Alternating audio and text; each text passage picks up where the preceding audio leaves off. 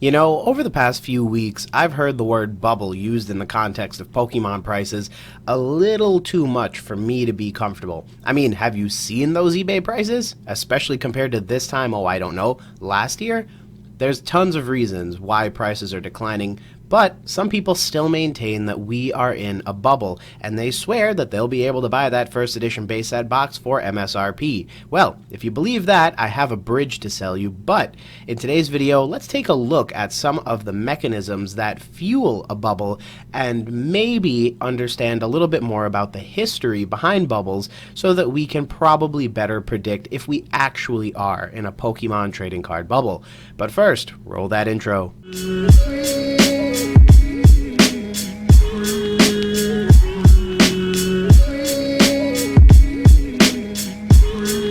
Hey Gengar Gang, what is going on? My name is Ryan, this is the Analytic Gengar, and welcome to another video. In today's video, friends, we talk about if the Pokemon trading card game is in a bubble or if it ever has been in a bubble. And today's video will be focused on teaching and educating about what a bubble is, how to identify bubbles that have happened in similar trading card hobbies in the past, and how we can use those examples from the past history to then inform our future predictions. As always, none of this is necessarily exactly a science, but I will say, as context for this video, that I've heard tons of people throwing that word out there. Bubble this, bubble that, it sounds like you're a damn Squirtle. But the question is, how do you go about substantiating that claim, aside from saying, well, look at prices? Well, let's start by defining what a bubble is. And on screen, you can see right now, Investopedia goes ahead and defines a bubble as an economic cycle that is characterized by the rapid escalation of market value, particularly in the price of assets. This fast inflation is followed by a quick decrease in value or a contraction, and that is sometimes referred to as the crash or the bubble burst. Now, as always, I'll leave these links down below in the description of this video so that if you're interested, you can continue to read more. But I think we have everything to go ahead and give us a little bit of background as to our conversation today. Now, let's take a look at the definition and actually think about the years of 2020 and 2021. In 2020, we saw a huge and rapid escalation of the market value of many vintage collectibles. Part of this was driven by the massive shutdowns that forced people to stay at home and therefore pick back up old hobbies.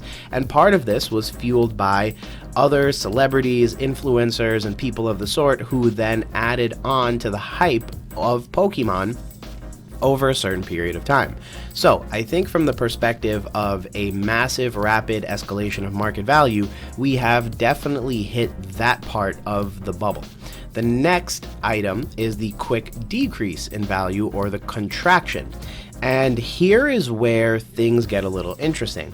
If you're a fan of SM Pratt, you know that he has sort of assigned the term a K-shaped recovery to the recent couple of months and the way prices have been going. Now, a K-shaped recovery is basically a really simple, easy to understand little graph, and it literally looks like a K. Some items continue to go upwards in value, typically some modern stuff, and then some really rare items here or there have seen some increases, or at a minimum, they are stagnant in the way that they have, changed in price quarter over quarter, month over month.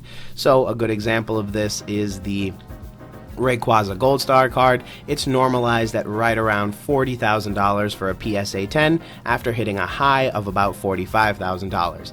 But in the grand scheme of things, it's not necessarily the craziest decrease in price, and one could argue that it has stagnated right within its appropriate bracket, given its age as well as its overall population report would help indicate.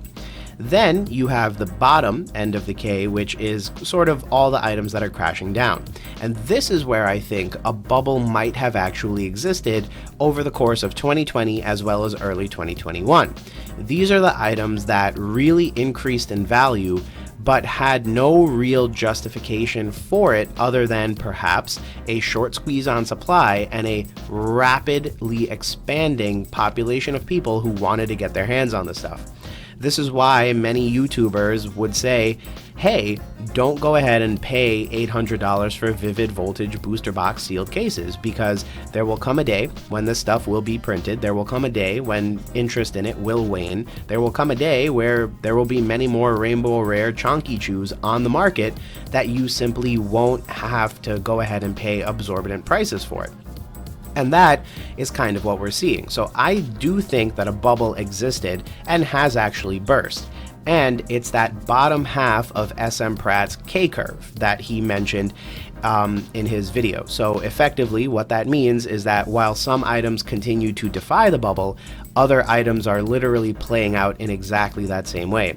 Another great example of this is XY Evolution's booster boxes and booster cases. At their highest, they were worth upwards of $6,000, and now I actually just saw one sell for about $1,800.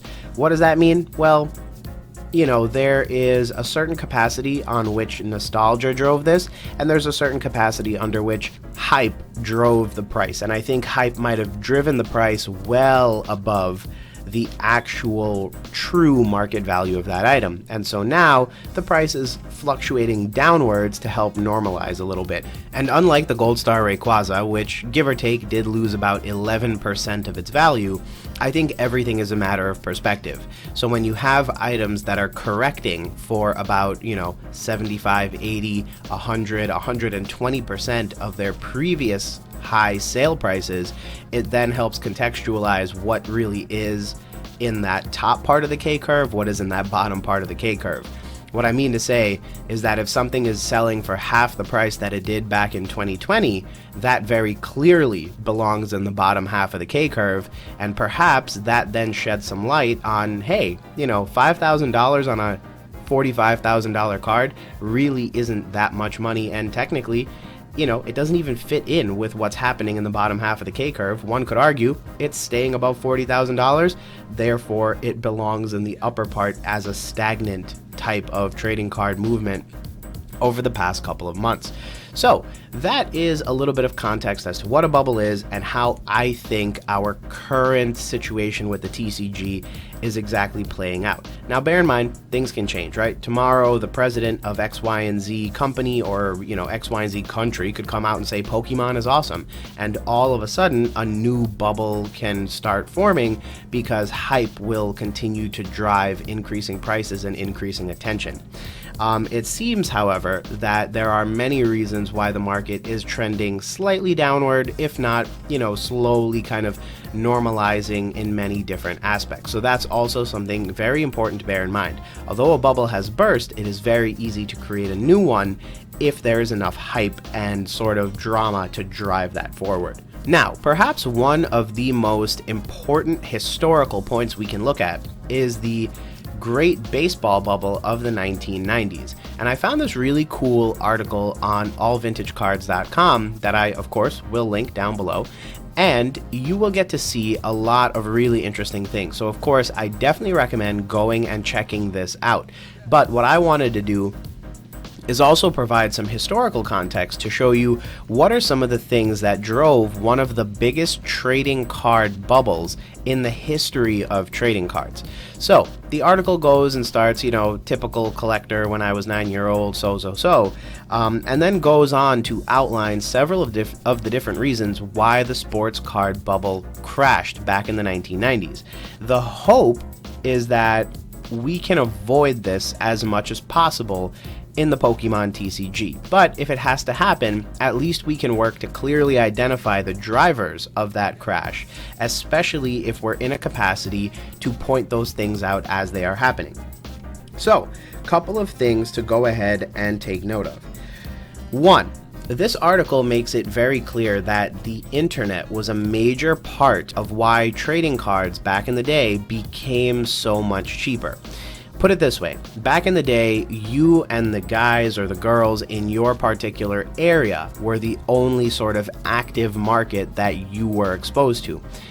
Back in the day, you didn't have the internet, so in the 80s and especially in the 90s, most folks didn't have access to a broadband connection, meaning most folks would only trade with the kids at school and maybe the neighboring town if that was the thing that you did, so it really limited how much cards you could get a hold of. And especially on top of that, bear in mind that people weren't importing stuff from Japan or bringing stuff in or buying and having cases of sealed product delivered to their home straight from a distributor who opened up a local game store and runs an online website.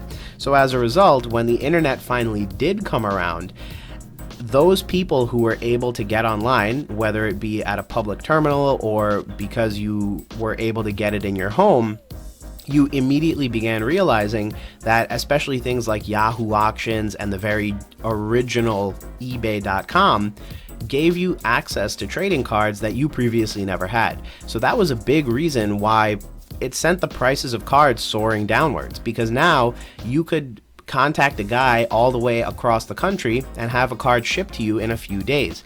And we take that type of stuff for granted right now, but back in the day when this stuff was in its very beginning phases, it was very impactful because it meant that your local game store that had one copy of, let's just say hypothetically, a first edition base set Charizard was simply not it anymore, because now there were other market competitors who could price each other out. So instead of holding a monopoly on that card because, you know, there was no internet, now there were a bunch of people popping up across the country that were finally able to sell their card to other people in other states, and that was a huge reason why prices progressively went downward over time.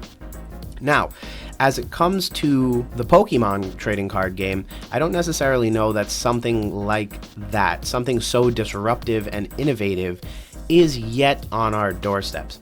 Many people have argued that there is potentially a space for blockchain in our hobby.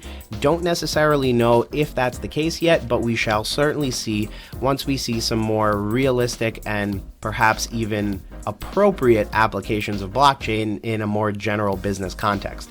The other thing to bear in mind is that there are other technologies coming out there. So we've already seen several grading companies make moves towards acquiring artificial intelligence and optical character recognition, because the hope is that those technologies will be able to grade cards more consistently and in a more quick and efficient manner. So again, there is a lot of little things that are happening that may shake the hobby up, but I don't think anything is quite as severe as literally the internet starting. That in and of itself is something that was very unique to the 90s that I don't quite think will happen again. The next thing that this article really does to sort of help expose some of the things that were going on is the diverse overproduction. You can see right here, I lived through the peak of the junk era, in which cards were massively overproduced. Long story short, although there were tons of different baseball companies, there were tons of different people who, once they saw the ability for trading cards to sell, also jumped in and started selling other trading cards. So not only did you have the actual trading cards that you wanted to purchase, but there were also tons of market alternatives. That created confusion in a hobby where there were so many different options. You just bought a little bit of everything. But the problem with that is that unfortunately, if you have so many different, let's just say, Derek Jeter rookie cards, you don't quite necessarily know which one is the best one. And especially as a little kid trying to navigate this, it can be incredibly difficult. Nowadays, we have websites like TCG Player, Facebook, Reddit, as well as, you know, more stable sales data that we can take a look at with a couple clicks of a mouse. And I think that's a really important thing. The other thing to bear in mind is that although we are quote-unquote in a junk era for Pokemon, because one could make the argument that English isn't necessarily as strong a identity for itself as it once was with the one-to-one mapping of, you know, Japanese sets to English sets, I do think that the one thing that is good about Pokemon is that there is simply no overproduction of cards because there's only one Pokemon trading card game. If there's one thing that I can applaud Nintendo for, it's that they didn't license this set of stuff and these characters out to everyone and their business company. Meaning, there's only one Pokemon card that you realistically want to go after, and those are the ones with the blue backs. Back in the day, bear in mind, Topps did have a license to print some of the cards. That's why we see things like the Topps Movie 2000 cards and the Topps Chrome cards. But over time, if you've noticed, Pokemon cards have gotten less and less diverse because there's really only one Pokemon TCG, and that probably works to our benefit because in that capacity, we're not in a junk era. There's only one Pokemon TCG. Those are the sets people are going to collect, and that creates a strong brand identity that is really going to help this hobby and this brand stay the course over a period of time. Next up is the 1994 strike, as well as scandals within baseball. Now, every single hobby, especially trading cards, typically represents something, right? So for sports cards, it's the sport that's being played. Baseball cards have baseball players on them. Pokemon cards have Pokemon on them. It's kind of how that works. The thing is that in case you're not a big baseball fan, back in 1994, there was a huge hullabaloo about a bunch of different contracts and trade negotiations being expired, and as a result, the MLB, or Major League Baseball, was actually the first professional sports league to ever lose an entire postseason, quite literally, because they weren't able to negotiate with their players and get everything in tow. Now, that strike had huge and big implications for the trading cards that were being printed with those same people on it. Just as an example, and Derek Jeter was not playing baseball yet, at least at a professional level, but let's just say in 1993, there was, a Derek Jeter card, and then Derek Jeter was on strike. Well, yeah, I kind of don't want to collect a player that obviously wasn't actually, playing baseball that year. It's just kind of weird. The one good thing about this is that there's really no comparable situation within Pokemon. The good news is that as long as Pokemon doesn't do something completely weird and out of pocket, it's safe to say that everyone's going to love the kid-friendly, very, family-friendly pocket monsters that are very clearly anime and are just overall very fun and lovable and enjoyable, right? So that's the good news. The other thing is the scandals. And for baseball, it was particularly in the vein of players who got caught using PEDs, performance-enhancing drugs, as well as some other, random people who just did stupid things. And unfortunately, that's the one thing that we have tons of in this hobby nowadays because A, everyone has an opinion, and B, everyone is really just terrible. I'm so shocked with some of the drama that's been going on recently, and not to turn this into a drama reporting channel, which I certainly don't pretend to be, nor do I want to be, but I think especially when we have drama like that in the hobby, it can frustrate people. And I think that is exactly what happened back in the 90s, and in a certain capacity, that is what is happening today. So that's one of the things that I do want to make very clear. While I have been pointing out that many of the factors driving the 90s crash are probably not impacting us right now, this is one of those things that probably is, because although we don't have a strike in any meaningful capacity, we certainly did have an impact to production purely based off of last year's events with all the shutdowns. The other problem is that as long as we have people, chirping each other out, fighting, complaining, all it really does is create a situation where people get incredibly frustrated because they simply can no longer enjoy the hobby without associating a face or an opinion with it. And I think that in many ways is frustrating people back then because, if your favorite character was someone who, or rather your favorite player was someone who took, PEDs, it became heartbreaking and you simply no longer wanted to play with the cards, so you stopped buying the cards. And if that happened on a macroeconomic scale, it drastically impacted the amount of cards that were being sold, hence the crash. Nowadays, you have tons of vintage cards, right? But you have individuals who are expressing opinions that now, unfortunately, you may associate with those cards. And I'm not saying that's reasonable, realistic, or appropriate, but what I am saying is that, unfortunately, because some people in this hobby have become realistically faces and representatives of the hobby, their recent behavior may now impact the way you perceive this hobby, and therefore may go against your well wishes, and you might say, I'll just take a break. Now, if that happens on large enough a spectrum, I do think it can have a impact not only on the modern markets, but also on the vintage markets. Because again, when you have people who are just very clearly built around this WotC era collection, and now all of a sudden they're saying stupid things and they're getting into these stupid fights when they should have been well above it or whatever have you, now all of a sudden you might say, I think I'm going to avoid WotC for a little bit because I'm just heartbroken over what's going on. So when things like that happen, unfortunately, that drama can really help drain people and can take money out of this hobby that otherwise would have been in this hobby, invigorating it, getting money into sellers' pockets, getting product onto buyers' desks and mailboxes, and that can have a drastic impact. Now, finally but not least, I did want to briefly speak on 2020 specifically. Obviously, it was a weird year for many things, and one of the major reasons why I think that still stands out as one of the main drivers of our price increases is because obviously people were realistically getting forced into these little reinventions of themselves because they were back home, they wanted to explore a hobby, they wanted something to do, so trading cards became a relatively cheap and affordable way to do so. And obviously, some people have turned that into full-time jobs. I'm not even kidding. There are many people who popped up in 2020 that are now huge sellers in the hobby, and if you look at their about page, they'll literally say, hey, I just got into it, started flipping some stuff, and then joke's on me, it turned into a full-time job. So it's not uncommon to hear stories like that, and more importantly, we need to recognize how distinct that year was to the history of the TCG.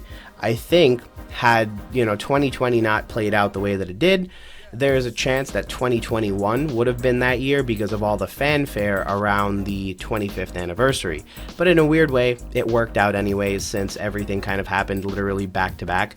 And so we might be experiencing the downcline of the bubble bursting right now, but realistically, had 2020 not occurred, we would have just been experiencing this time next year. So there is that. So with all that said, friends, there is my opinion on the whole bubble topic. Obviously, a lot of people throw it out there, not necessarily realizing what it means, what it implies, and the history behind the term, especially as it relates to trading cards. My argument is that yes, we were experiencing some symptoms of a bubble, especially from a definitions perspective. It's very clear that we saw a massive spike in prices followed by the decline of some prices. The one thing I will say is that you need to be careful when you use the term bubble because it's not necessarily true for every single item. Many rare, vintage, fundamentally sound trading cards went up in price, and one could argue it deserved the price increase that it saw. And perhaps a little bit of that was fueled by hype and perhaps even a little bit of, overhype and some FOMO. But at the end of the day, there's a reason why the K curve has become the standard way of interpreting the market right now. And that's because it's true. Some cards continue to go upwards because they haven't hit their heights yet. The stuff that is headed downwards is the stuff that had no fundamentals. That is where the bubble truly exists. And that's why I think it's an important distinction that you can't just say we were in a bubble, because it's not true. Some cards went up in value and continue to go up in value, and that is because they were fundamentally sound, and that's not indicative of a bubble. But with all that said, friends, thanks again for checking out another video. As always, I appreciate your viewership and your time. I appreciate you stopping by. And if you enjoyed today's video or learned something new, feel free to leave a like down below on the video. As always, I'll be in the comments if there are any questions or if you want to catch up and chat on today's topic. And don't forget to subscribe to the channel if you're not already to join the Gengar Gang. But with all that said, friends, thanks again, and we will talk soon. Peace.